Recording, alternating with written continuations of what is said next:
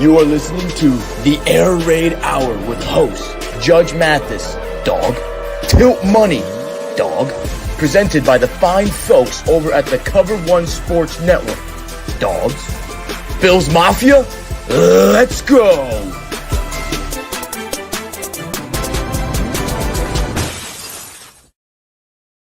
Welcome in, ladies and gentlemen, to the Air Raid Hour Cover One pregame show. My name is Steve Mathis. You can find me on Twitter at Judge Mathis, joined as always by my co-host Dave Tilton. You can find him on Twitter at Tilt Money. Together, we are the Bills guys, and this show is presented by, of course, the Cover One Sports Network and Picasso's Pizza.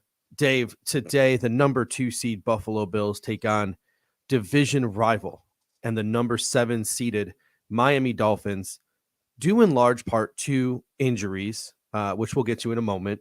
The Bills are 14-point favorites currently for this game, at least on the applications that I use. All the money in Vegas, like historic money in Vegas, is leaning towards the Buffalo Bills. How are you feeling heading into this wild card weekend matchup? Are you feeling as confident as Vegas? I mean, Vegas is right a lot of the time. That's why they have those huge casinos there. But anyway, I'm confident, but it's the playoffs and you just never know what's going to happen. So like a lot of the takes that I've been kind of agreeing with on what I've been seeing on social media are the ones around like, yes, like this team is down, but also, yes, you can't just like, you can't sleepwalk through this game if you're the Bills. At the end of the day, Greg always points out, and I agree with him now that we're in the playoffs, like you just have to win. It doesn't matter how you do it. It doesn't matter if it's ugly. Each week's a new week. And this team just has to, they just have to win today one way or another. So yeah, I feel confident, but I also know anything can happen. Yeah. And that's the thing too, right? Like we as fans have probably been talking our shit all week, and fans on social media have probably been talking their ish all week. But at the same time, knowing that this team is led by Sean McDermott and knowing the leaders in this locker room, from Josh Allen to Von Miller to Micah Hyde to Jordan Poyer to Stefon Diggs, the Buffalo Bills inside of that locker room are not going to be taking the Miami Dolphins as lightly as Vegas, or maybe as lightly as some members of Bills Mafia. And then there are the other members of Bills Mafia who are still so scarred from 4 Super Bowl losses and wide right and all those other different things that have happened to the Buffalo Bills that, we're not taking anything from. I fall into that category. I'm always nervous as heck before a game, and I'm nervous as heck before this one as well. Every time I'm confident before a game, we always blow it. The Steelers game last year, the Jaguars game last year come to mind. So let's get right into the game here. Looking at the Buffalo Bills inactives, Isaiah McKenzie and Jordan Phillips are the two big ones. Isaiah McKenzie came up with a hamstring injury in practice this week. Jordan Phillips has been dealing with that shoulder injury. He just didn't look right in that game against the Patriots coming back from that injury, and he is now once again sidelined. John Brown is in place for Isaiah McKenzie. Cole Beasley was activated this week to the 53-man roster, so both of them are active for this game, and Eli Ankou is filling in Jordan Phillips' spot. Also out for the Buffalo Bills, Jared Maiden, Christian Benford, Balon Spector, Ike Butker, and Tommy Sweeney. Dave, to me, no surprises by the Buffalo Bills inactive list, but what are your thoughts?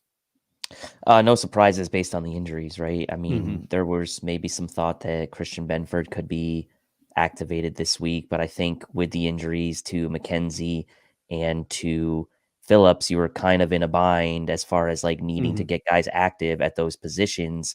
And so essentially, John Brown takes a spot, Eli Ankou takes a spot that maybe otherwise could have found a way to get Christian Benford active for this game in a game where like the Dolphins are going to have to take a few shots deep.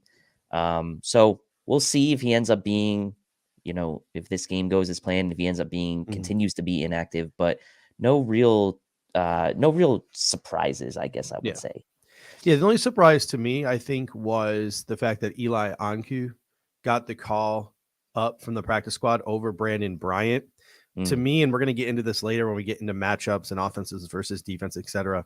I think the Buffalo Bills are going to be expecting a heavy dose of the run from the Miami Dolphins today. Jeff Wilson, it wouldn't surprise me if he puts up like close to 30 carries in this football game to sort of try to control the pace of the game, control the clock, keep it a low-scoring game by controlling possession.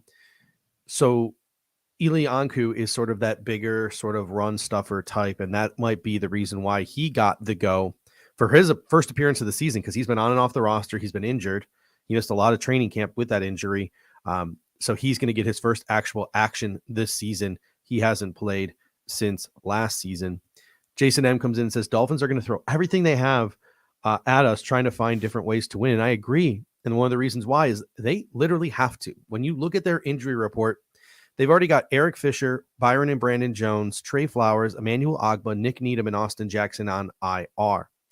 On top of that, they're without their starting quarterback, Tua Tagovailoa.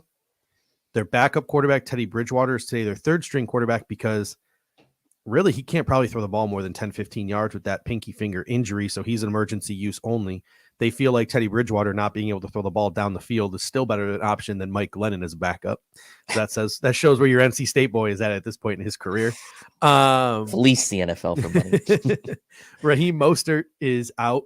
Liam Eichenberg, their left guard, is out. Brandon Shell, their left tackle, is out. Waddle and Hill are playing with injuries. Alec Ingold, their fullback, is playing with an injury. Bradley Chubb is playing through an injury. Teron Armstead, even when he's played this year, hasn't looked great, playing through an injury. This is a beat-up football team limping into Orchard Park. They're going to have to be creative to find ways to beat the Buffalo Bills today, who are getting healthier. They're still missing a ton of key players, Micah Hyde, Von Miller, etc. But what are your thoughts on the Dolphins inactive list? Dolphins are beat up, like you said. And I mean, obviously it starts with Tua and, all the joking aside, like hope he's okay. Like his future health is okay. But between with him and Teddy both being out, and then you add all those other injuries to the list that you just mentioned, like it's just more and more variables that you start stacking that appear to go against Miami in this game. And that's a team who right now is looking for any kind of silver lining to this situation as they head into this game with all these injuries. So in my mind, if you're the Dolphins and you're looking at this game with all these injuries, like you said, you have to be creative, but there's also no real pressure on you to win. So that also spurs creativity and spurs desperation. And you might, if you're the Bills defense, see some things you haven't seen from Miami, even in 2 games. I mean, you look back at that week 18, I'm used to saying week 17, but that week 18 game between the Detroit Lions and the Green Bay Packers. Detroit decides to go for it on 4th down when they might have kicked a field goal if their playoff chances were on the line. They run that sort of pitch play where they throw it to the wide receiver and then he pitched it for the 1st down. Those type of calls are some of the things that you could expect. Getting the ball into Jalen Waddle, and Tyreek Hill's hands. I almost said Jalen Hill.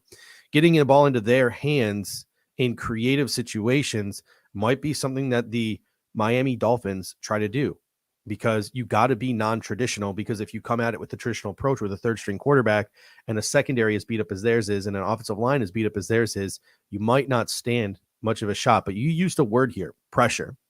And that was sort of my next, go-to little topic here before we get into the matchups. There literally is no pressure on Miami in this game. Vegas odds prove it. The betting numbers prove it. No one seriously thinks they have a chance to win this football game. And sometimes a team with no pressure, they can legitimately be dangerous.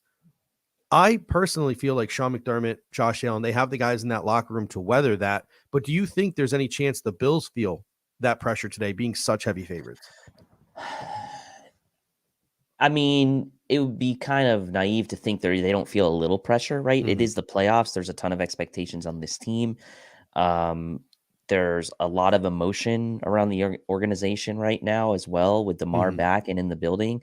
I don't think from a preparation standpoint that they're going to be not prepared, but there will be pressure. And that's the difference. I think being prepared and ready does not necessarily take away the pressure. You still have to go out and execute, and you still have to do what you're supposed to do if you're the Bills. So ultimately they'll be ready. They have the professionals, but they, we've seen in games they've been huge favorites and have had leads in the Packers game and other games where they almost try to go for so many kill shots that they just don't put teams away with ease. And I don't think that this is going to be an easy game today. So they really have to execute. Jessica Tennis comes in and says, I do question how injured McKenzie is, wondering if the coaching staff told him he was more injured than he was. I sort of put into the social media sphere early on in the week. I was like, I would like to see the 5 receivers be Diggs, Davis, Shakir, Beasley, and Brown. And I said, if the Buffalo Bills are only going to carry 5 receivers on game day, I would like to see the inactive be Isaiah McKenzie. That's coming to fruition today, not because of a Bills choice, but because of an Isaiah McKenzie injury. So I don't know if the Buffalo Bills are telling McKenzie he's more injured than he is, but maybe the Buffalo Bills are letting him heal a little bit more because they want to see a different combination of wide receivers out there. And the Buffalo Bills have the pieces outside of Diggs now to attack whatever Miami throws at them. If Miami throws out at them heavy man-to-man, they have a guy in John Brown who can work his speed from the slot, or you can put John Brown on the outside and have Stefon Diggs utilize his speed in the slot, which has traditionally been what Isaiah McKenzie has done or given them. And if the Miami Dolphins decide to drop back into heavy zone, you now have Cole Beasley there. So you have speed in John Brown. You have zone beater guy in Cole Beasley.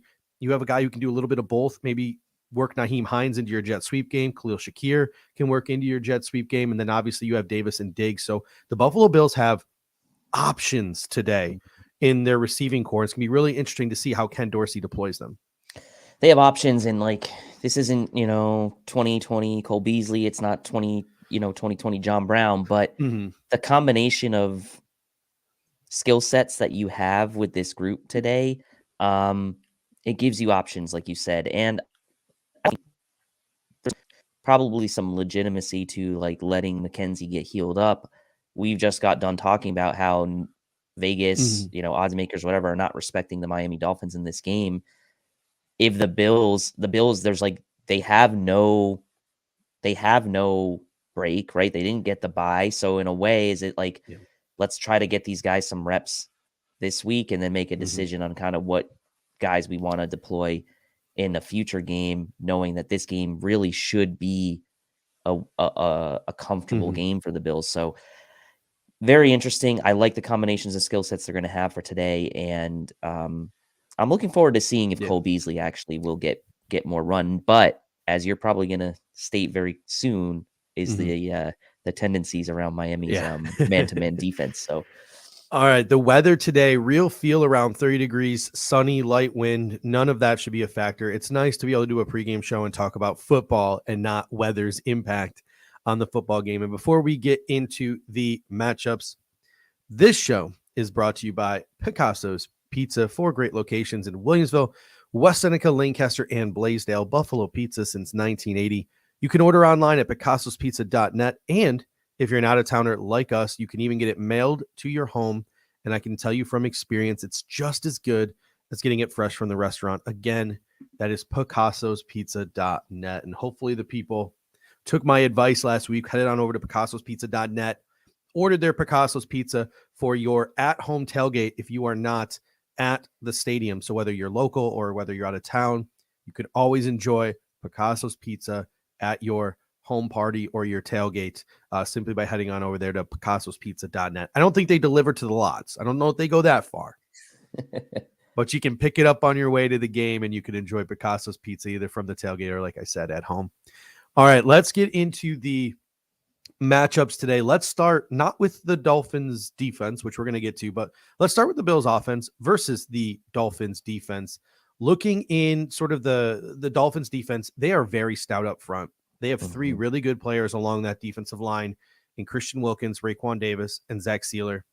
On the edge, they have Bradley Chubb. They have Jalen Phillips. I forgot his first name for a second. There are so many Jay Phillips in the league. And Melvin Ingram. They got a really good linebacker in Jerome Baker. They've obviously got Xavier Howard, Javon Holland, Eric Rowe in that secondary to go along with some younger guys who've been thrust into starting roles in Croston and Kahoo. Over the last 6 weeks, 13th overall, this Miami defense has been ranked in DOA. Number 1 against the run, 24th against the pass, which is what we're going to get into in a moment. Over the last 6 weeks, the Buffalo Bills offense has been 4th in overall DVOA, 3rd in passing, 6th in rushing. So a balanced attack from the Buffalo Bills over the last 6 weeks. The Miami Dolphins may be reeling with injuries, but with Christian Wilkins and Zach Sealer, Their front seven is one of, if not the best in the league. I Mhm. expect the Bills to have a pass-heavy game plan today. What are your thoughts heading into this football game? I mean, it should be a pass-heavy game plan. You mentioned the Mhm. guys in the middle there, Christian Wilkins. Say what you want about him as Yeah. a player, person, whatever, but he's stout against the run. He can really create problems for you there in the interior. And the strength of this Miami team is their run defense, right? I mean, they've held 4 of their last 5 opponents to under 100 yards on the ground. The Bills, actually, coincidentally, the only team in their last 5 weeks have gone over 100 yards against Miami on the ground. That's large part due to Josh Allen, obviously, but their weakness is against the pass, right? I mean, this team, DVOA is a big discrepancy between pass and run defense. And on that back end, they only have 8 interceptions as a team for the entire season, which is 4th worst in the league. So they're not a team that takes it away through the interception. So you would like to think that, okay, strength is their run D. Bills' strength in theory is their passing game. And the Dolphins' passing defense has not been nearly as good as their run D. So, yes, I would agree with you. It should be kind of a pass-heavy game plan, I think, for the Bills today. And maybe some impromptu Josh Allen runs as a result as well. Yeah, the Josh Allen running could be huge because at the end of the day, I'm not saying like you have to be 50-50, but you have to strike a balance. You have to keep the DBs on their toes and at least thinking that there is an opportunity for the Buffalo Bills to run the ball and run the ball effectively, because if they don't feel the threat of your run game, if you go away from the run game too much, they can focus solely on locking in on those wide receivers, and the Buffalo Bills can get into a little bit of trouble, and that secondary can get into a little bit of trouble. But I mean, to me, the biggest question today is, what does Josh Boyer want to do, the defensive coordinator of the Miami Dolphins? How does he want to approach Josh Allen in this football game? Do they continue with their man-to-man blitz-heavy approach? Because Josh Allen absolutely torches that. It could possibly be a bloodbath today if they do that and they don't execute it effectively.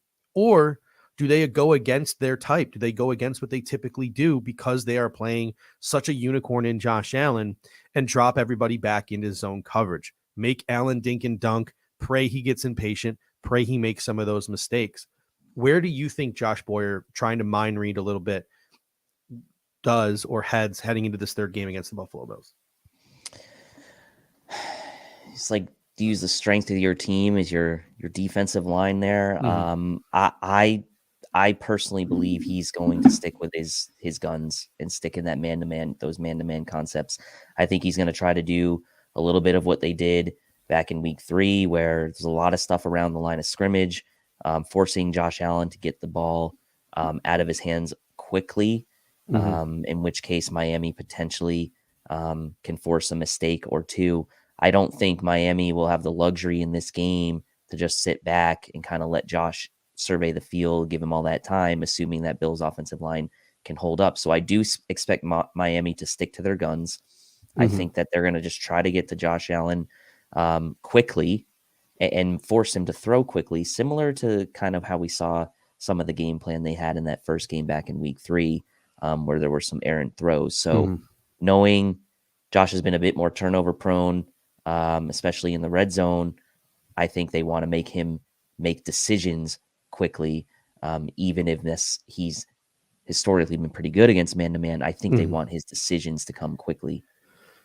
Yeah, I mean, looking at it since week 13, and Steve Rose comes in here and says, this is a good point. He says, Boyer is a Flores disciple. With poor DBs, he probably relies on the blitz.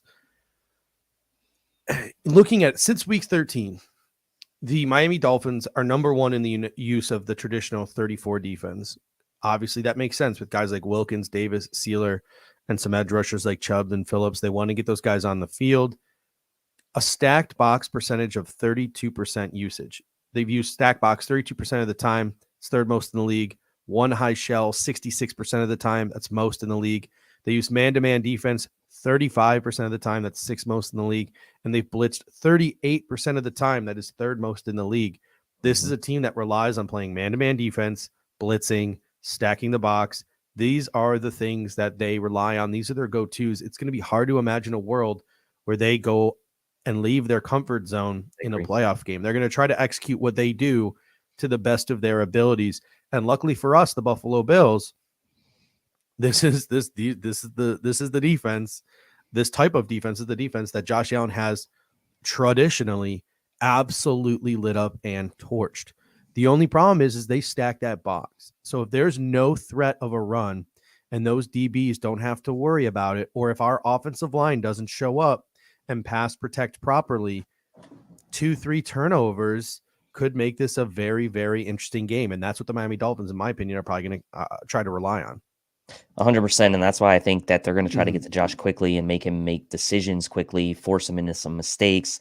In reality, the Dolphins are going to have to force a couple turnovers, I think, in this game to have a fighter's chance. So they're going to stick to what they do and try to execute it, like you said, and try to, look, we saw back in week 3, we had that terrible turnover down in our own, basically in our own end zone. They turn around and just walk it in for a touchdown. So like, you can't give those types of things to the Dolphins today on defense. And so I think they will do a lot more of that. It will stick with their traditional setup.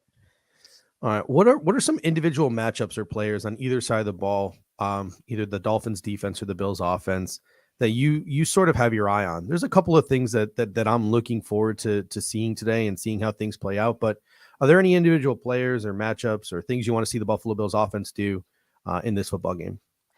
Well, and they have been doing a better job of it lately. Getting Dawson Knox involved, right? Since that Thanksgiving game, he's definitely been much more involved in the offense. They've been scripting plays for him. Miami is only 20th in DVOA defense against tight ends. And we saw Knox have a little bit of a coming out party in that, that game in mid-December at home against the Dolphins. Obviously the big catch early in the game down the sideline and then the touchdown, towards the end. So to me, Dawson Knox against Baker and Roberts, like that's going to be interesting, an interesting matchup to me. Jerome Baker is a pretty good coverage linebacker, 70 grade on PFF. And if you just watch, he is a pretty good coverage linebacker. So if the Bills can get, Dawson Knox matched up against Elandon Roberts, who's not as good of a coverage backer, then I like that kind of matchup for the Bills to exploit, especially if the Dolphins do stick and go man-to-man. Then you see like maybe Cole Beasley and Khalil Shakir are on the field less. You see a little bit more John Brown clearing out space, and Knox maybe can win some one-on-one battles. So that's a big matchup for me today. Yeah. Watching that wild card game last night between the Jaguars and the Chargers and the way in which both teams utilized their tight ends. It was nice. Evan Ingram had a great game. Gerald Everett had a great game. It's they give them the ball, like they scheme the ball into their hands and they get them the ball with situations for yards after the catch. And I know that that's not traditionally something the Buffalo Bills do. It's more drop back, let your guys run their routes, have Josh Allen either make, make his reads or make a playoff script. But I would love to see some things drawn up to get just easy things to get the ball into the hands of Dawson Knox with a couple of blockers in front of him, because he's shown he can lay the shoulder, he can lay the boom, he can get some nice yards after the catch when he's given the opportunity. So any way to get the ball into Dawson Knox's hand, create a little space for him.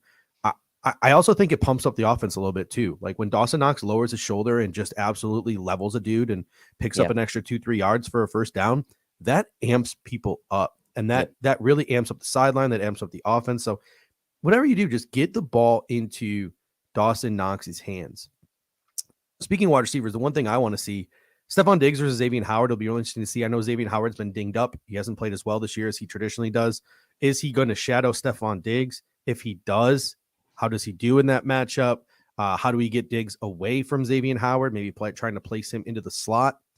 And, if Stefon Diggs is matched up on Xavier Howard all game, it's going to be really interesting to see Davis, Shakir, Beasley, and Brown versus Keon Crossan and Kahoo. Like that could be interesting to see which of those 4 secondary receivers steps up and has the biggest game. So what are your thoughts on the receivers as a whole? I mean, I like the idea of mixing Diggs into the slot a bit in this game, especially because you do have John Brown active and you can kind of put John Brown and Gabe Davis on the outsides, which I think, against this man-to-man defense, you're going to potentially have some one-on-one matchups you can create by doing that. But I also don't want to be in a situation where like that's the only way we can get Stefon Diggs the ball, right? Because he needs to be the guy that kind of like carries this team today from the skill possession group, right? I mean, it's his time to shine. He's had very good games against Miami in the past. I think that this could be a game where Gabriel Davis gets back into the good graces of a lot of Bills fans if he puts together a couple big impact plays. And we've seen him have big impact plays against the Dolphins in the past, and it's a good matchup for him. So I like the matchups really all around. Xavier Howard on Diggs, if he does shadow him, like Diggs has gone to task against some of the best corners in the league this year as it is. So it's really going to be a matter about getting into rhythm early, I think, for Josh and Diggs, getting him into the game early with a couple easy plays, and then let these guys on the outside, Brown and Davis, take advantage of these man-to-man matchups. It'll be really interesting to see. Combination of two things, right? Steve Rose comes in and says Hines another 2 touchdowns this week. It'll be really interesting to see if the 2 touchdowns last week and just the freaking speed of that guy, like the speed of Nyheim Hines and his ability to break away and break those 2 kick returns or touchdowns, whether the combination of that performance on special teams and the combination of Isaiah McKenzie being out of this game, Nyheim Hines from the slot and Nyheim Hines in jet sweeps and those type of situations, that could be something that is super, super interesting. And maybe something we talked about this on Monday's show. What are the Bills holding for the playoffs? Right. Are they holding anything? Could Nyheim Hines be something the Buffalo Bills are holding for the playoffs? Could be. I mean, you talk about pressure being on the Bills, and we've kind of talked about it broadly, but there's pressure on Ken Dorsey today, right? Like, is Nyheim Hines going to have a role in the offense? Are you happy enough with him just kind of securing the return game? Isaiah McKenzie's out, so you don't really have like a true gadgety type of guy. You can kind of maybe mix and match some of that with guys like Brown and Shakir, but like, to me, I mean, it presents a good opportunity here. So, I mean, look, I don't think it's a lot to ask of Nyheim Hines to like be ready to return kicks and have a few plays on offense. Like, I'll put it that way. Like, I don't think the player is concerned, right? It's going to be, I think, a matter of like to Steve's point, is Cook going to get going early? Is he going to be in rhythm? Is Singletary going to be in rhythm? And I think the Bills maybe will see how things are playing out early in the game and then maybe decide on kind of even how they want to use Hines. The last thing I want to talk about on offense here is obviously pass protection. Miami, obviously, traditionally, they blitzed a ton. You know, I said it 38% of the time that they blitzed, third most in the league since week 13. We saw New England last week have, success disguising their blitzes. They didn't rush a lot, but they muddied who was coming and where they were coming from. I wouldn't be shocked.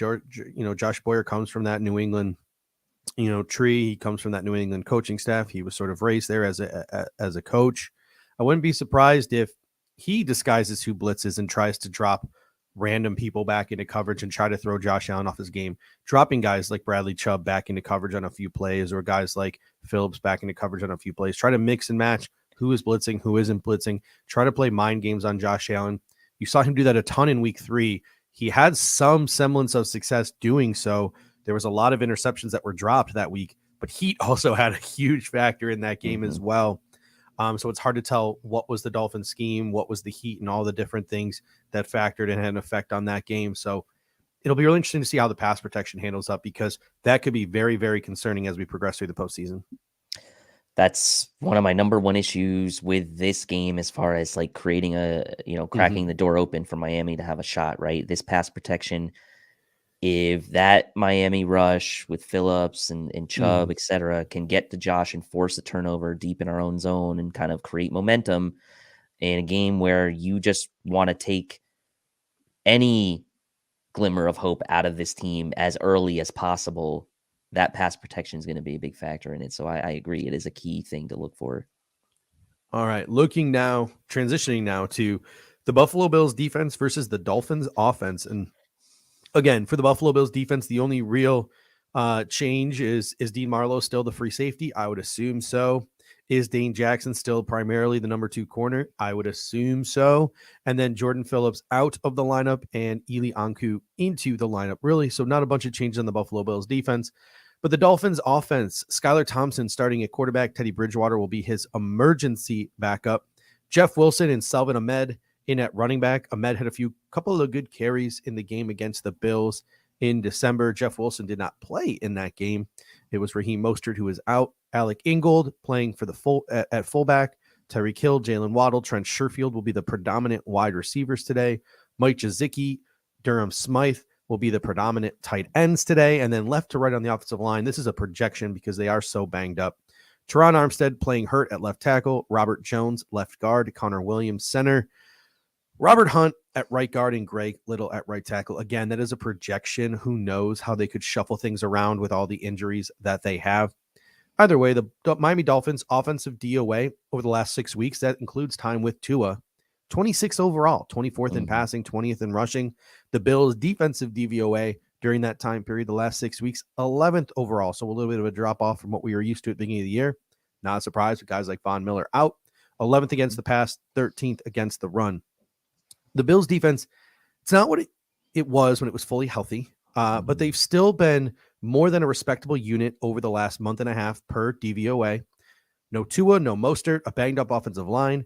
My expectation is for a lot of Jeff Wilson to sort of lengthen possessions and keep the Buffalo Bills offense off the field, and a utilization of Tyreek Hill and Jalen Waddle in untraditional ways to try to create chunk plays. What are your thoughts on what the Miami Dolphins try to do to come out and execute a respectable offense that only put up 11 points versus the Jets last week with Skylar Thompson at quarterback, splitting time with Teddy Bridgewater when he left with injury?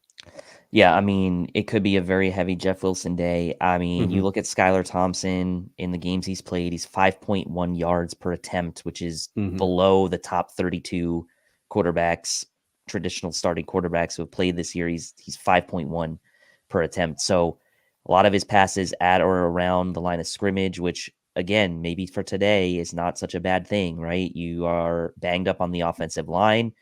You don't want the Bills to get any cheap turnovers either. You are going to need to get the ball in Tyreek Hill and Jalen Waddle's hands quickly if you're the Dolphins. So if that's wide receiver screens, bubble screens, maybe some jet sweeps, like you said, getting them involved in non-traditional ways. I think it's going to be a lot of that today, trying to limit the burden on Skylar Thompson. Now, what I will say is this is kind of fits into the Bills' MO, right? Making a team kind of dink and dunk on them for 12, 15 plays and keeping them out of the end zone. So having said all that, if I'm Skylar Thompson on a few occasions today, I'm just letting it fly, right? Yeah. Like I am going to take some shots, maybe more shots than I have taken since I've been the quarterback of this team so far, because there's nothing to lose. And the Bills, right, have been a little bit more susceptible to giving up the big play recently than they have been in sort of the Sean McDermott era. So, you know, I do think there will be a lot of Jeff Wilson, but like, I'm not going to be afraid if I'm Skylar Thompson to take some shots deep to guys like Waddle, especially. And the interesting thing too about Miami is Mike McDaniel, that's very much an offense predicated on like slow developing plays. So when you have a young quarterback in there and those slow developing plays are occurring, they have a chance to overthink things, make mistakes, take shots that they wouldn't typically do. Because like typically I would just say like Skylar Thompson, 1, 2, 3, get the ball out. If not, tuck it and run. I don't know if that's going to be Miami's game plan, because that really just goes sort of against what Mike McDaniel believes and what his philosophy is. Dirty Jersey gave me a nice little check there. He said they put up 9 points in the last game, Miami against the Jets. That last second safety doesn't count. So thank you for that. I was looking at the box score, not looking into the details of the game there. Carl T comes in and says, who has a bigger game, Shaq Lawson or Ed Oliver?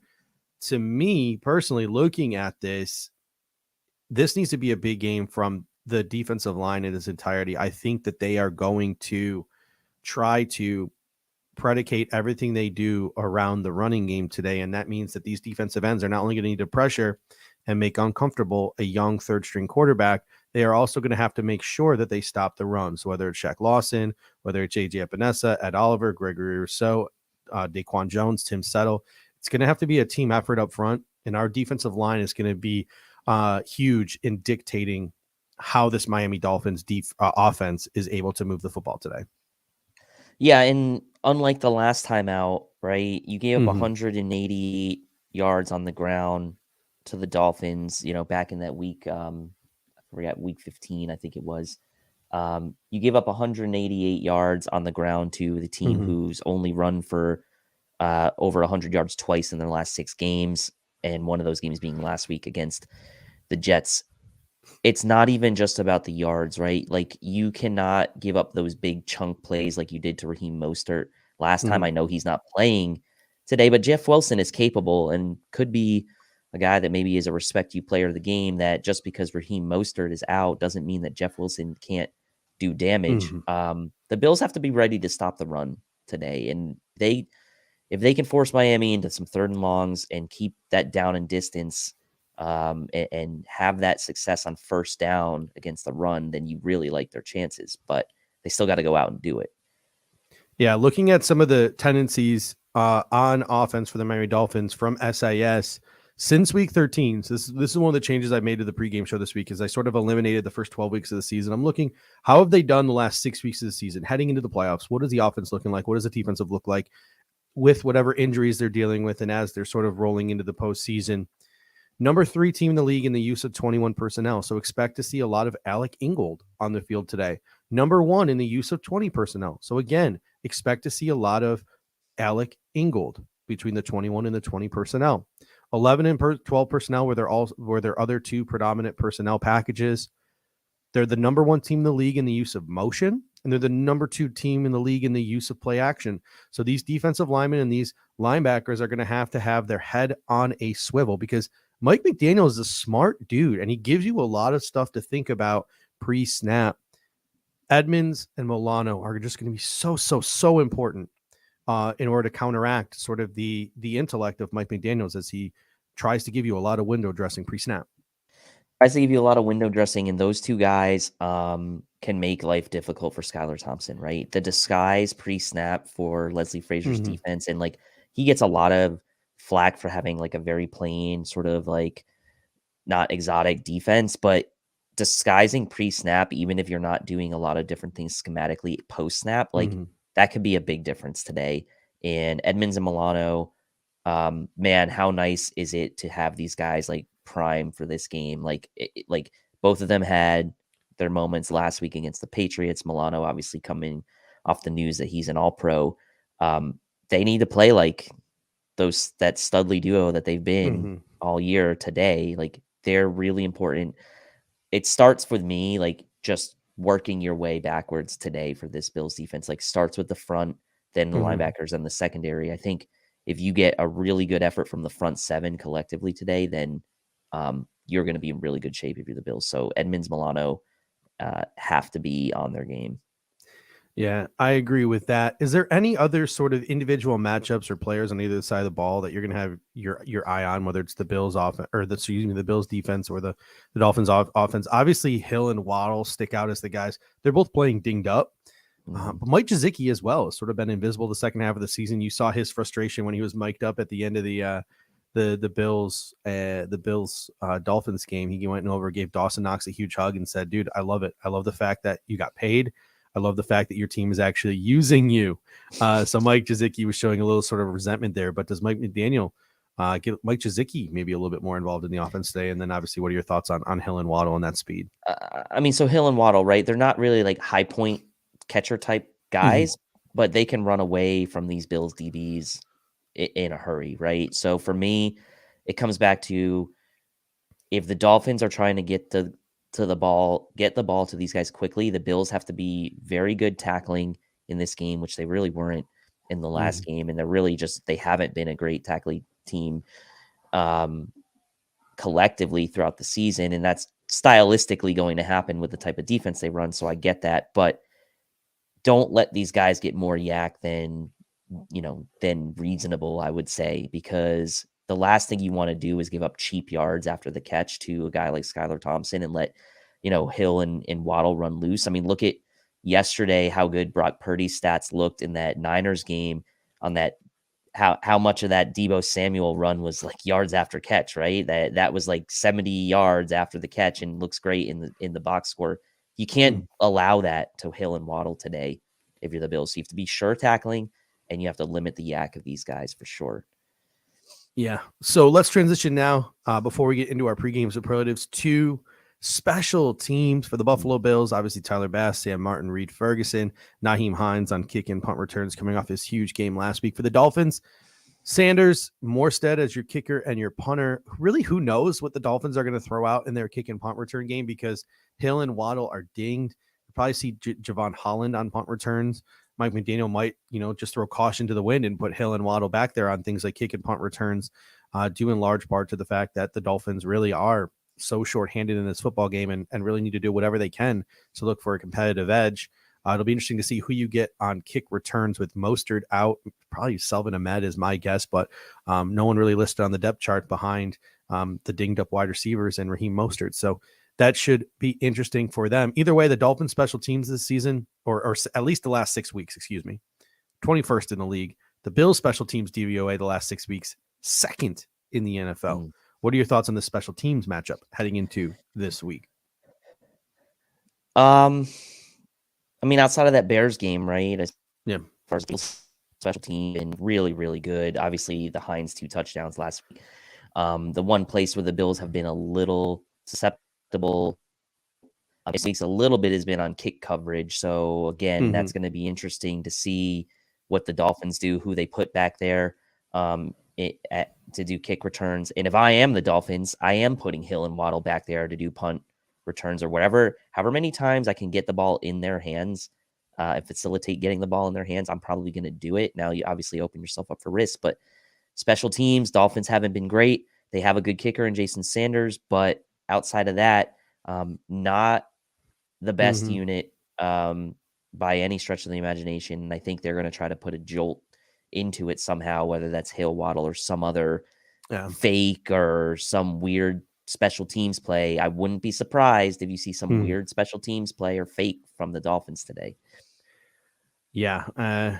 Their special teams coordinator, we know him all too well. He who shall not be named, Danny Crossman. Oh shoot, I said his name. My bad. Carl Thoman coming in saying how much you want to bet McD is special teams practicing staying away from the ball when it's bouncing across the field. That's too and again, I don't watch every game every week of every team. I'm not like an expert or anything. I don't have a full sort of idea of what's going on around the league on a weekly basis. When the Bills aren't playing, I'm watching Red Zone. Tywan Jones, ball off his foot last week 18. And then I was watching the wild card game last night, and you had Claybrooks take the ball off his helmet for the Chargers to get the ball right before halftime. So yeah, that's probably something that the Buffalo Bills are working on this week, or at least emphasize. That's a point of emphasis in special teams practice this week. What a great job Sean Smiley has been doing in place of Heath Farwell, who left last year after the 13-second debacle to head on over to Jacksonville, this offseason. So kudos to him. Last things I'll say about special teams: field position is important. It's always important. It's just common sense. Make it easier for yourself by being closer to the goal line on offense. They have a bad offense. Pin those dudes back. Get them panicking. Don't let them have the full playbook by pinning them as close to their goal line as you possibly can.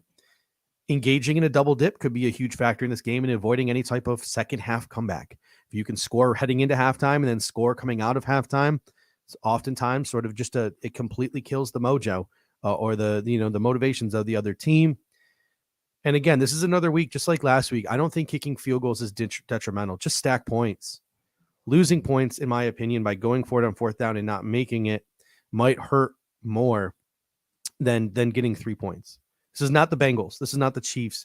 I don't think that we have to win this game in a shootout. Stacking points to me would be key. Any final thoughts sort of here on special teams?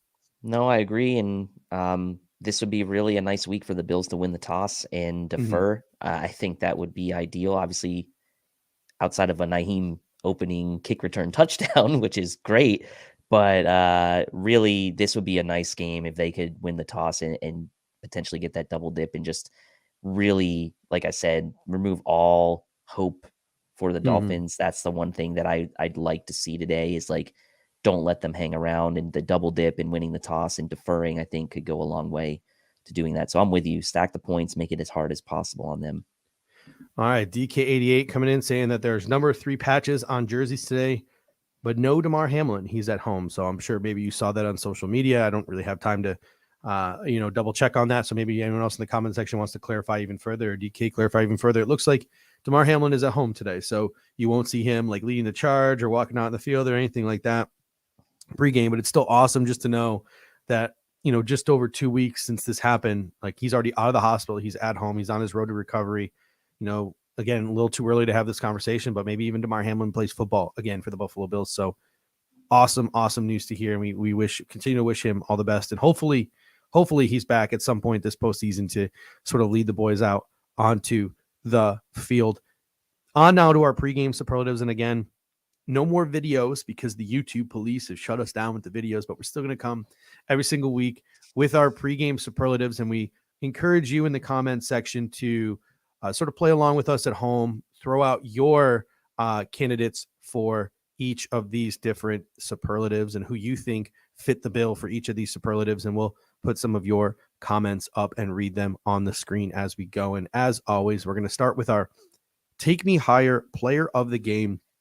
This is a star player for the Buffalo Bills, other than Josh Allen, who has to step up for the Buffalo Bills to win. Dave, who is your Take Me Higher player of the game today?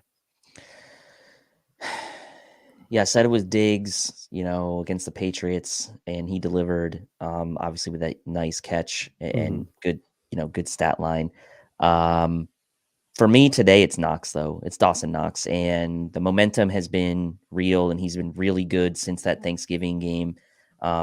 Dorsey's done a lot better job in kind of getting him the ball. We saw it again, like I mentioned in the last game against the Dolphins. He was really critical in that game with yards after catch. And we know the Bills aren't like a huge yak outfit, but like you said, a Dawson Knox, like angry run early in this game, a little yak, a little shoulder to one of these defenders, I think can really get the whole team amped up. And I think Knox is in a good position to have a good game today.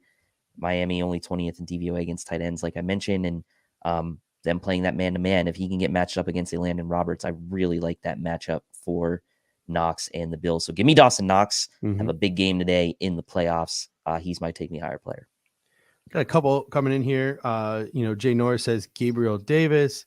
Spin comes in and says Beasley set the tone for the playoffs and take pressure off of Diggs. To me, those are more wild card players, but to each their own. They easily could step up and have a big game today. My Take Me Higher, it's going to be a little combo package. Gregory Rousseau and Ed Oliver, 2 first-round picks, 2 emerging stars in the National Football League.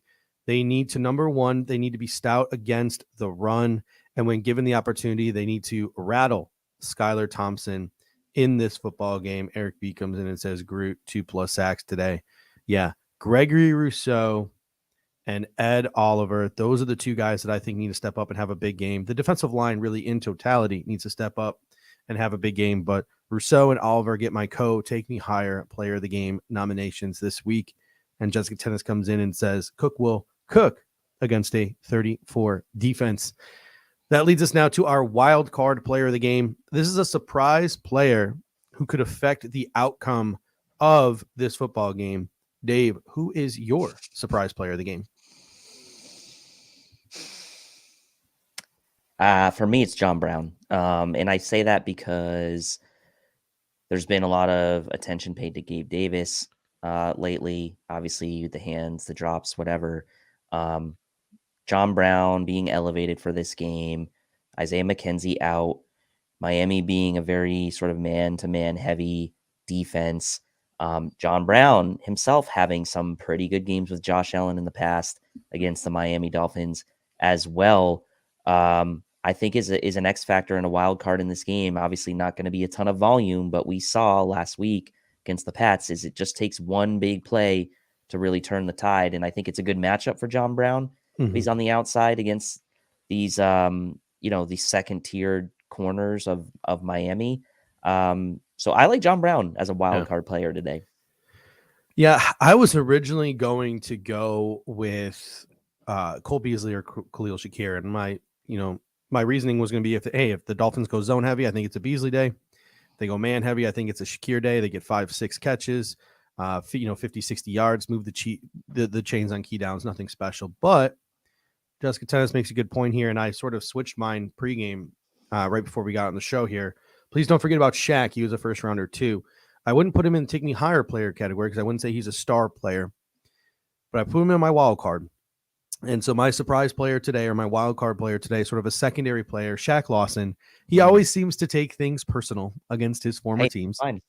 That's And fine. I got no problem with that. And there's nothing more personal than playing your former team in the playoffs, especially in the absence of a guy like Von Miller and needing a guy like Shaq Lawson to step up. I just think Shaq Lawson is all over the field today. I think he's setting the edge. I think he gets after the quarterback. I think Shaq Lawson is one of those guys that we talk about after this game. And again, as we inch closer to the offseason, I don't want to get too much into it while we're in the middle of a playoff run. Conversation is going to start to shift about what Shaq Lawson's next contract is going to look like and if the Buffalo Bills can retain him under contract. I personally hope that Shaq Lawson and Jordan Phillips both realize that the only place for them to play successful football is right here in Western New York, and they're willing to take a little bit of pay cut. But I think both of these guys, Phillips maybe not so much because of the injury this year, are going to get paid pretty decently this offseason. Let's hope the Buffalo Bills can fit it into their situation. But my wild card player of the game is Shaq Lawson. And then Garbage Ale comes in. He thinks Knox is going to be the wild card player of the game. And Carl T coming in saying Hines is going to get some offensive snaps, dial up a reverse for a big game. So maybe Naheem Hines or Khalil Shakir, as Dirty Jersey says, could be the wild card player of the game. Apple Boy, Western New York, coming in from Twitch. We have a viewer on Twitch, everybody. Says, will you guys show the game on here? Unfortunately, no. That is a crime. We will not be showing the football game on this network, but we do have this pregame show, and we do have the Cover One Buffalo postgame show with Greg and Aaron. So make sure you tune into that. Hopefully, that is a awesome victory celebration and on to either Cincinnati or Jacksonville. So make sure you're checking out Cover One for that. And if you're looking for sort of a suggestion on how to find the game, it's a national TV game. So just turn on your TV. If you don't have a TV, YouTube TV, Yes. Hulu TV, Paramount Plus, whatever.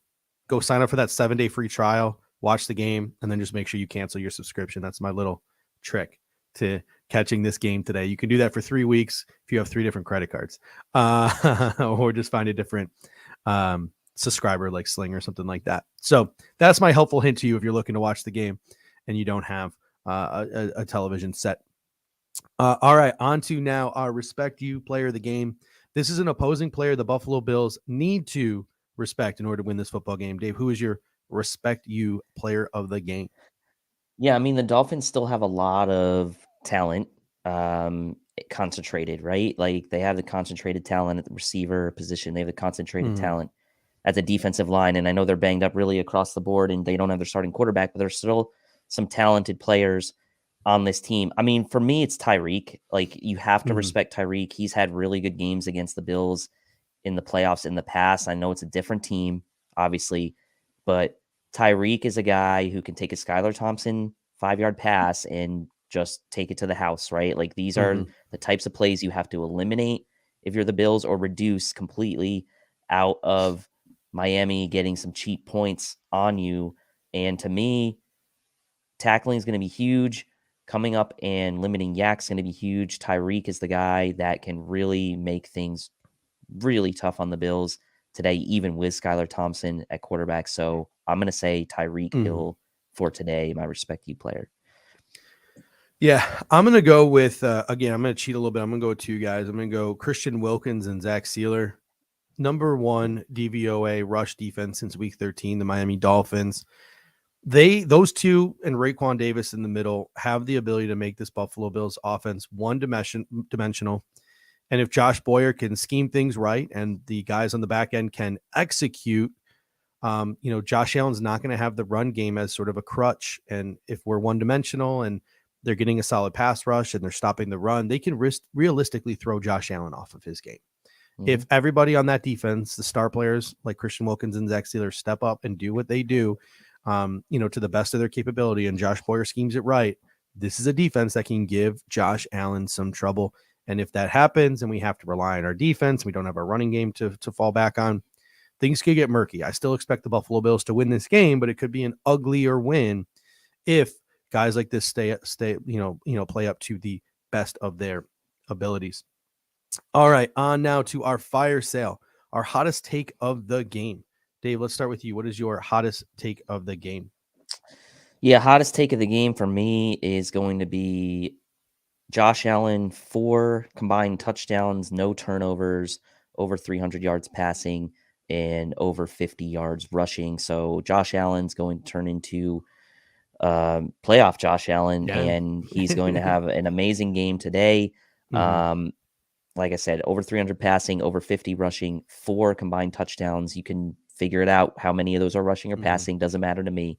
But 4 more combined touchdowns for Josh and no turnovers for Yeah. Josh Allen today. Matthew McNutt coming in saying Buffalo had 497 yards in game number 1. And I see Carl and Spinner talking about Raheem Mostert in the comment section. Mostert is out with that broken finger. It's going to be Jeff Wilson and Selvin Ahmed today for the Miami Dolphins. All right. Mine, I don't know. I was just curious this morning. So I Googled, what was Stefon Diggs' best career game? And Stefon Diggs' best career game came with the Minnesota Vikings in 2016, where he had 182 yards receiving. I'm going to go out on a limb here today, and this is going to be an extra spicy hot take. Today, Stefon Diggs goes for 200-plus receiving yards on almost 20 targets. I just feel on almost 20 targets. Wow. I just feel like it's going to be a pass-heavy game plan from the Buffalo Bills, and Stefon Diggs is going to play a large role in it. They're going to have him all over the field.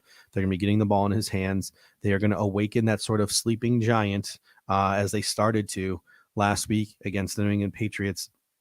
Is that maybe this is a bad prediction because the Buffalo Bills do like to spread the ball around, etc.? Maybe, but I don't care. It's the playoffs. I think Stefon Diggs, playoff Josh, is going to be joined by playoff Stefon today, and he goes for 200-plus yards receiving. I like that might be my spiciest take of all time. Alan Collins comes into the super chat. Always appreciate you guys and your super chats. Thank you so much, Alan. You in particular, you're always in the comment section. We love everything you got to say. He says, in response to that one person on Twitch, use NFL Plus. It's a free app and streams all primetime games all season long. That is a great comment right there. I didn't even think about that. Yeah, with NFL Plus, you can stream all primetime games, and technically playoffs are all primetime games. So that is a great point. Thank you, Alan, for that. Much appreciated. All right, Dave, it's finally that time. Back to the future. Our score prediction plus sort of a brief painting of the picture of what we think this football game is going to look like. So hit us up in the comments with your game prediction. Dave, what do you think? What are you thinking today? I think the defense comes out and maybe allows an early drive to the Dolphins. I think they ultimately settle in, though, and take care of shutting that Dolphins team down for most of the game.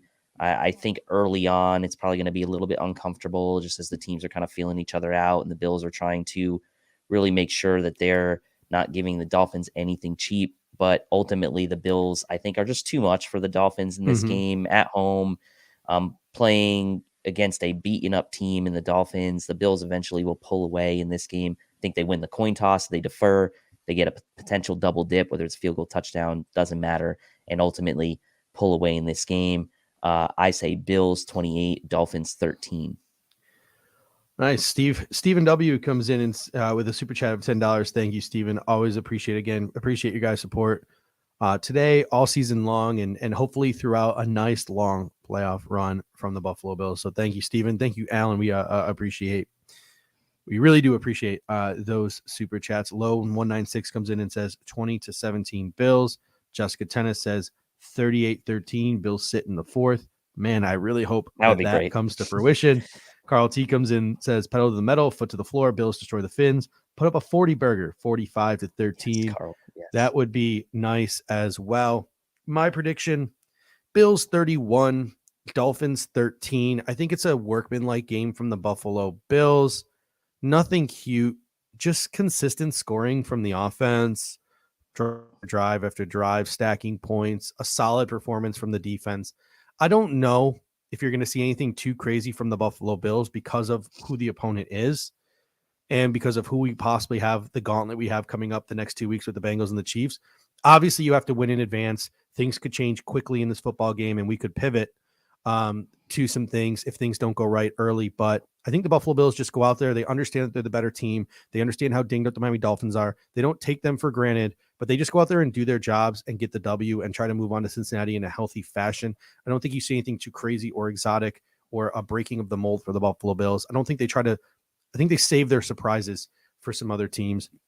And I think they beat the Dolphins in a 31-13 workman-like performance. Chris S. coming in something similar, says 35-10. Matthew McNutt coming in saying 38-10. Jason M. saying 31-19 Bills. I think some of the Dolphins' crazy plays and plans work, but it won't be enough.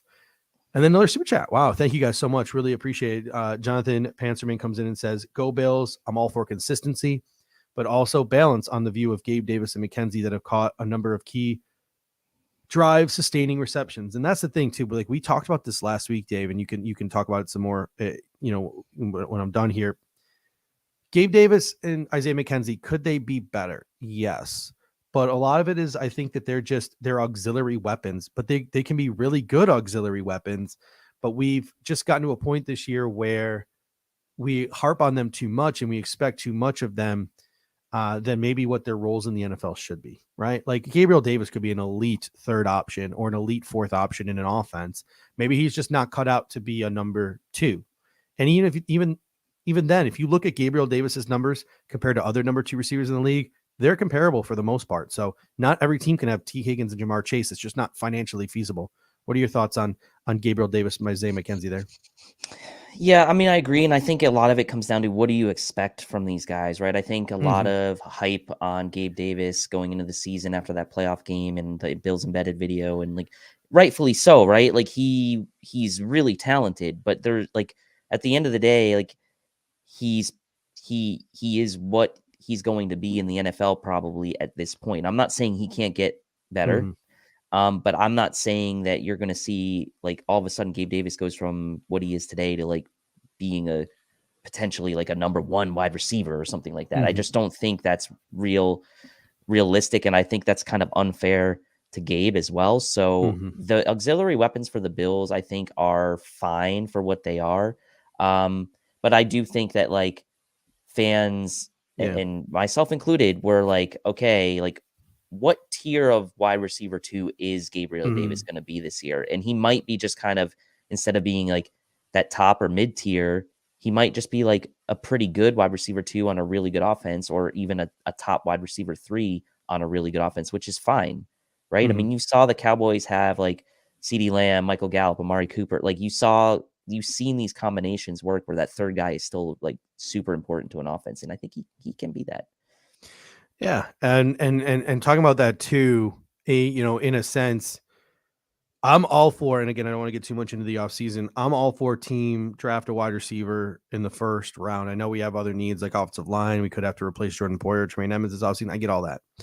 But I mean, imagine this offense right now with, Jahan Dot. I know these guys went before the Bills picked. I get it. But like, imagine if we got a Chris Olave or Jahan Dotson type of wide receiver and they were implemented into that offense. That could be something really to go along with Stefon Diggs and Gabriel Davis.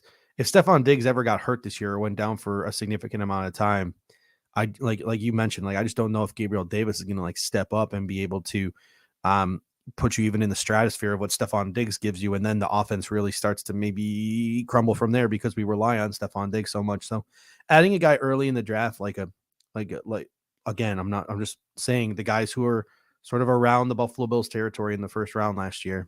Guys like Olave and Dodson, they went earlier than the Bills, but guys like that could really add into the receiving core and make them even more effective. Some people were talking about the audio. I heard that humming too, and I just adjusted my monitor, so hopefully that is all fixed up here. All right, Dave, any final thoughts before we head out here? We are officially 11 minutes to kick off.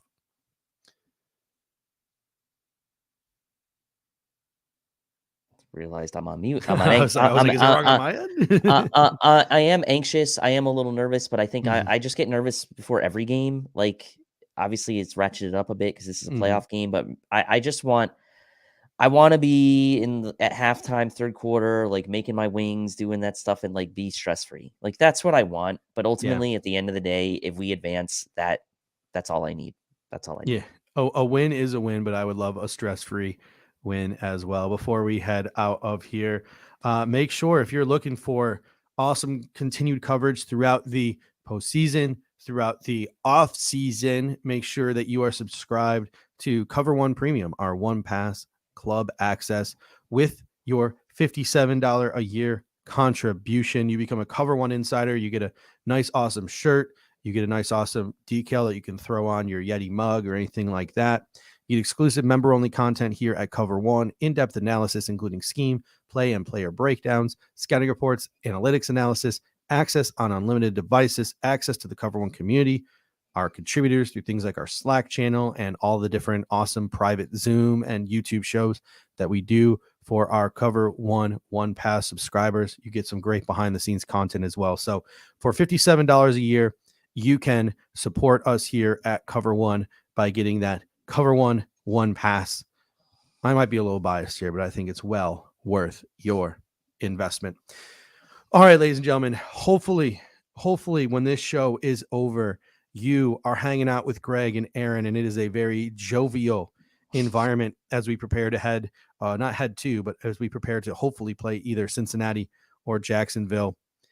Smash that like on your way out. If you enjoyed this show, make sure you're just clicking that little copy link button and sharing it with your friends, family, anyone you think might enjoy this show. Word of mouth is how we want to spread what we're doing over here at the Air Raid Hour. Nothing is more important to us than somebody watching this show, enjoying this show, and sharing it with other people because I think they would enjoy it. That's better than any sort of, promo that might catch somebody's eyes and get them to tune in for 5 minutes, in my opinion. Just growing this thing organically. So smash that like before you head out. Share. We will be back tomorrow night at 9 p.m. to, again, hopefully have a nice little Victory Monday celebration. All right, Dave, until next time, go Bills. Go Bills.